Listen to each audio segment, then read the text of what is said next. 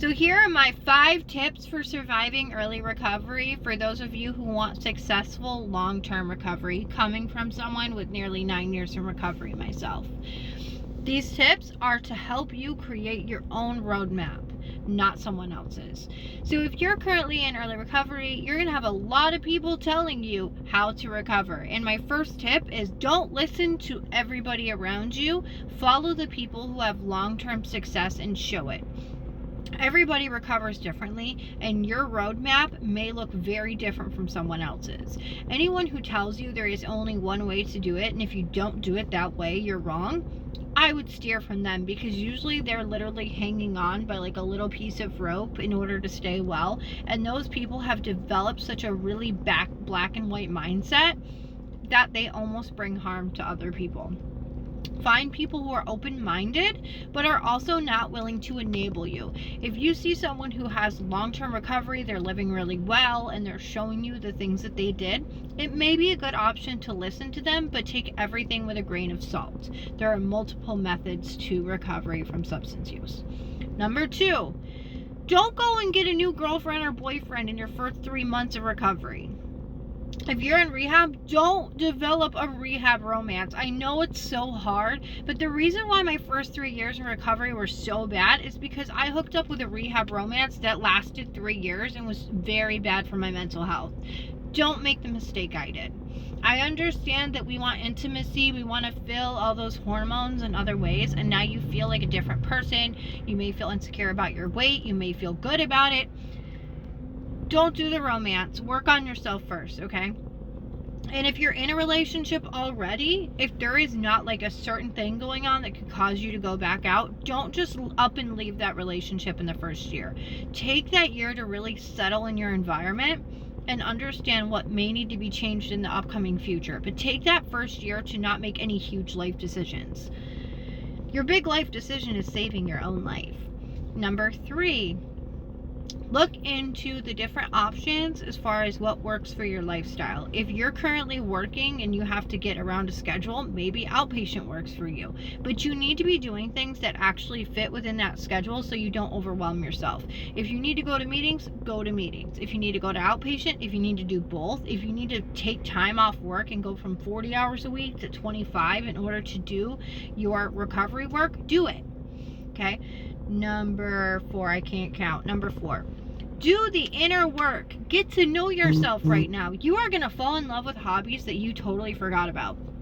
In the first year, you might ride on a pink cloud and feel great about yourself, and then one day it's just going to go boop, and suddenly you're not going to feel great anymore.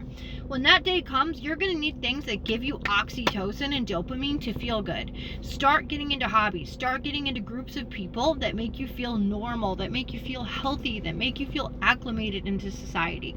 I went into an LPN program my first year, which was really early, but it made me feel normal again. It made me realize I wasn't that different, okay? Just because you're in recovery doesn't mean you're that different from everybody else. And you can have normie friends. Just don't go off and drink or do anything with them that maybe they can do that you can't do.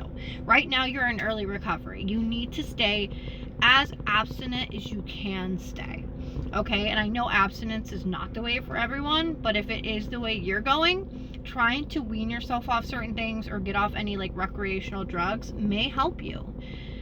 Number 5, don't count out things like medication assistance. Don't count out things like programs that maybe people talk down about, right?